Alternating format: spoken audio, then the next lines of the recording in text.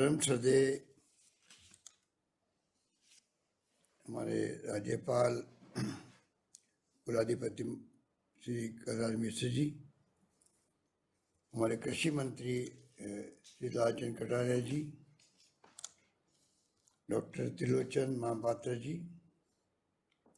Doctor जय संधू जी,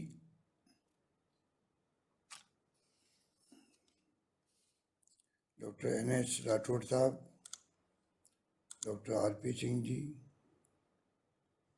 doctor BR Chaudhary जी, doctor DC Joshi ji, doctor Vishnu Sharma ji, प्रबंध मंडल के तमाम सदस्यगण, विश्वविद्यालय के अधिकारीगण, शिक्षकगण, कर्मचारीगण, पूर्व विद्यार्थीगण, प्रोग्रेसिव किसान, अन्य दर्शक और फेसबुक लाइव से जुड़े हुए तमाम प्रिय भाइयों और बहनों, मुझे खुशी है कि श्री कर्ण नरेंद्र कृषि विश्वविद्यालय जॉबनेर में प्लेटिनम जुबली वर्ष के शुभारंभ के अवसर पर हम सब यहाँ इकट्ठे हुए और आज वर्षा जल संग्रहण तालाब का भी ऑनलाइन लोकार्पण संभव हुआ, जो ये अपना एक मैसेज है पानी बचाने का भी और पानी का उपयोग करने का भी। कृषि मंत्री जी ने विस्तार से अभी हमें बताया किस प्रकार से राजस्थान के अंदर ये कर्ण नरेंद्र कृषि विश्वविद्यालय जो आज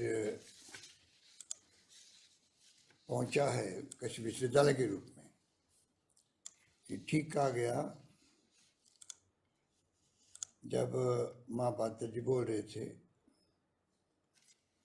कि 47 में स्थापना हुई कॉलेज के रूप में, और हम कल्पना कर सकते हैं कि रावल नरेंद्र सिंह जी उस जमाने के अंदर 47 के अंदर जिसने कल्पना की हो कॉलेज की और उसकी स्थापना करने के बाद में लंबा सफ़र तय किया। तो मुझे याद है जब मैं दूसरी बार मुख्यमंत्री था, जब हमारे कृषि मंत्री, आज के कृषि मंत्री, उस वक्त ये केंद्रीय मंत्री थे, ये एक डेलीगेशन लेके आए थे किसानों का, जोटवाड़ा किसानों का, और मुझे आज भी याद है कि उन्होंने मांग की थी कि ये प्रतिष्ठित कॉलेज है, ये कृषि कॉलेज जो आज़ादी के वक्त में ये इसकी स्थापना हुई है, इसको विश्वविद्यालय बनाया जाए। और मैं राज्यपाल महोदय को कहना चाहूँगा कि उसी वक्त, क्योंकि हमने बचपन से नाम सुन रखा था जॉबनेर के कृषि कॉलेज का, बाद में उदयपुर में विश्वविद्यालय बना, सब कुछ हुआ, तो जॉबनेर के कृषि कॉलेज का अलग एक पहचान रही। और मैंने तय किया और उसी साल हमने इसको, बल्कि उसी अगले सेशन के अंदर भी हमने शायद इनको विश्वविद्यालय का एक्ट बना दिया। आज मुझे खुशी है कि 75 वर्ष के लंबा सफ़र तय करके आज ये कॉलेज विश्वविद्यालय बना है। और जो एक्टिविटी बताई गई है इसमें, जो संधू साहब ने जो प्रेजेंटेशन दिया है और डॉक्टर त्रिलोचन महापात्र जी ने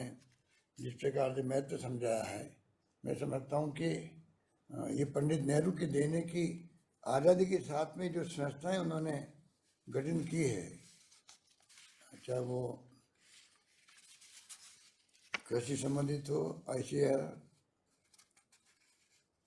और चाहे वो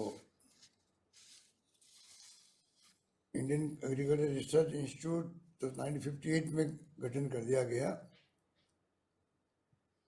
और काजरी जोधपुर में है, 52 में गठित कर दी गई। Central food technology research institute Mysore में 50 में वो स्थापित हो गई। नेशनल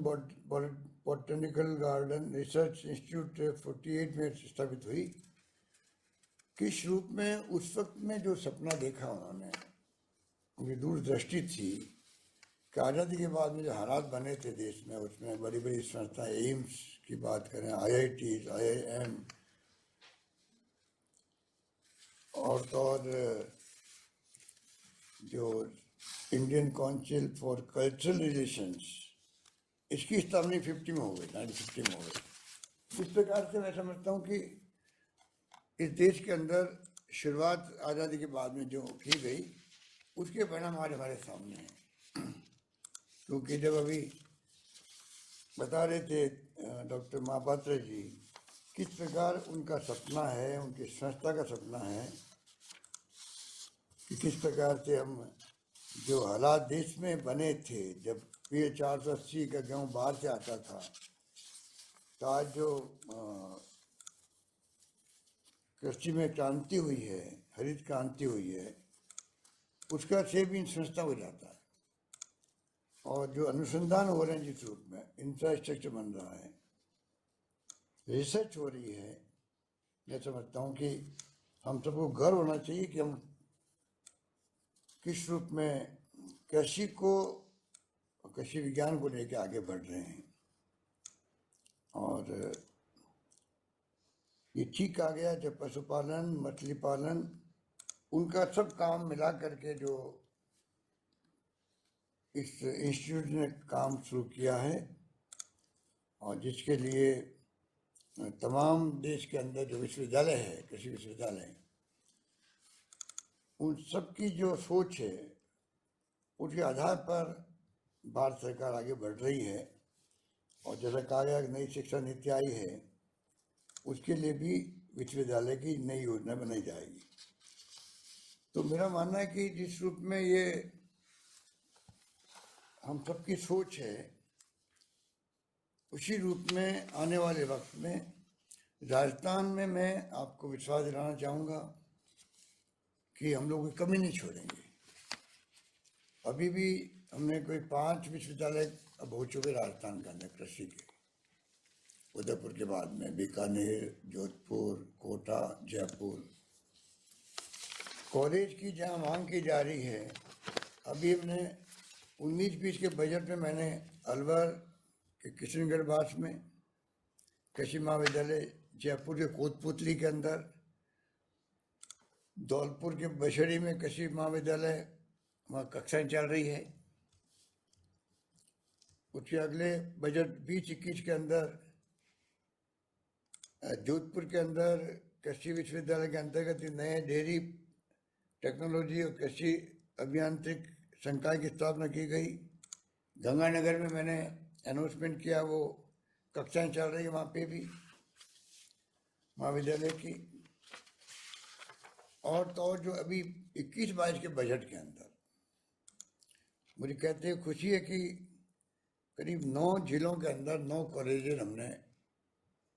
बनाने का निर्णय किया है। वित्त विभाग से पद स्वीकृत हो गए हैं, जमीन के अलॉटमेंट का कार्य प्रगति पर है, और जब तक भवन नहीं बनेगा तब तक वैकल्पिक भवनों में कक्षाएं प्रारंभ की जाएगी, चाहे वो हनुमानगढ़ में हो, चाहे चूरू में हो, सादुलपुर में, मंडावा झुंझुनू में, भूसावर वेयर में, भरतपुर में, जिलाई निवाई टोंक में, पीथमपुरी नीम के थाना में, सीकर में, डूंगरपुर में, बाड़मेर के बायतू में, हिंडोली बूंदी के अंदर। तो आज लोगों में खुद ने ये भावना है कि कृषि के क्षेत्र में हमें आगे बढ़ना है, और छात्रों में भी रुचि पैदा हो रही है। और मुझे कहते खुशी है कि विश्वविद्यालय के जो स्वरूप बनते जा रहे हैं राजस्थान के अंदर, महामहिम राज्यपाल कलराज मिश्र जी को मैंने देखा है जब से ये इन्होंने कार्यभार संभाला है, विशेष रूप से रुचि ले रहे हैं विश्वविद्यालय कैसे राजस्थान में प्रतिष्ठा प्राप्त करे, किस प्रकार से उनका विकास हो, उनकी समस्याओं के समाधान हो। उसी रूप में और तो और संविधान की मूल भावना को बच्चों तक पहुंचाने के लिए भी संविधान पार्क की स्थापना करने का निर्णय किया। तो मैं ज़्यादा लंबी बात नहीं करना चाहूँगा क्योंकि हमें राज्यपाल महोदय को सुनना है। मैं इतना ही विश्वास दिलाऊंगा कि इस क्षेत्र में, इस यूनिवर्सिटी के अंदर जो श्री कर्ण नरेंद्र कृषि विश्वविद्यालय के रूप में जो अबनेर में है,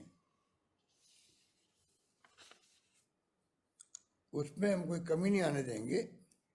और इनकी जो समस्याएं भी कुछ हमारे पास आती रहती है, उसको भी हल करने के लिए मैं कृषि मंत्री कटारिया को कहना चाहूँगा कि उसके लिए अलग से मीटिंग बुलाएं एक बार, और जो समस्या मुझे बताई गई है उनको दूर करने का हम लोग प्रयास करेंगे। और तमाम कृषि विश्वविद्यालय राजस्थान के मेन काम जो छात्रों के अध्यापन के साथ साथ में जो रिसर्च का भी है, उस पर विशेष ध्यान दें। कायदरी है जोधपुर के अंदर, मानवीय संस्थान है, उसी प्रकार हर विश्वविद्यालय जो साइंटिस्ट और उनके माध्यम से जो रिसर्च होता है उसका लाभ पूरे समाज को मिलता है, और रिसर्च के बाद में उसका लाभ किसान तक कैसे पहुँचे, वो भी हमारी सबकी ड्यूटी होती है। सरकार की भूमिका बहुत बड़ी होती है उसके अंदर, उसको हम निभाएंगे। और राजस्थान में, क्योंकि राजस्थान तो अकाल सूखे पड़ते रहे हैं आज़ादी के पहले से, सदियों से, राजस्थान के लोग बहुत मजबूत इसलिए हुए हैं कि जितना कठिन दौर देखा है उतनी मजबूती आई है बॉडी के अंदर भी। जैसलमेर और बाड़मेर में को जाके देखेंगे तो पाएंगे कि कितने लोग मजबूत थे, क्योंकि अकाल सूखे तो पड़ते रहते हैं बीकानेर, जोधपुर, बाड़मेर, जैसलमेर, कई जिलों के अंदर। तो उसी रूप में जो विकास हुआ है 70 साल के अंदर, जिस रूप में कृषि का क्षेत्र हो, चाहे वो पशुपालन का क्षेत्र हो, मैं समझता हूँ कि उसी ने जिंदा रखा है। अकाल और सूखे में जो हालात खराब होते हैं लोगों के, आज वो स्थिति नहीं है। और ऊपर से जो यूपीए गवर्नमेंट वक्त में डॉक्टर मनमोहन सिंह जी ने, सोनिया गांधी जी लेके आ गई नरेगा, उसका लाभ आज सबको मिल रहा, पूरे देश के अंदर, गाँव के अंदर भी गारंटी मिल गई है रोजगार की। तो अभी देखा कोविड के अंदर भी कोई कमी नहीं रखी, उस नरेगा के प्रोजेक्ट ने जो है जिंदगी बचा दी, और जो माइग्रेंट लेबर आए थे उनको तकलीफ नहीं हुई। तो मैं समझता हूँ कि हम सब मिलकर के आगे बढ़ेंगे, और राज्यपाल महोदय के मार्गदर्शन में विश्वविद्यालय प्रगति करे, हम सबका पूरा सहयोग रहेगा। बहुत बहुत शुक्रिया हमारे संधू साहब को भी, जिन्होंने बहुत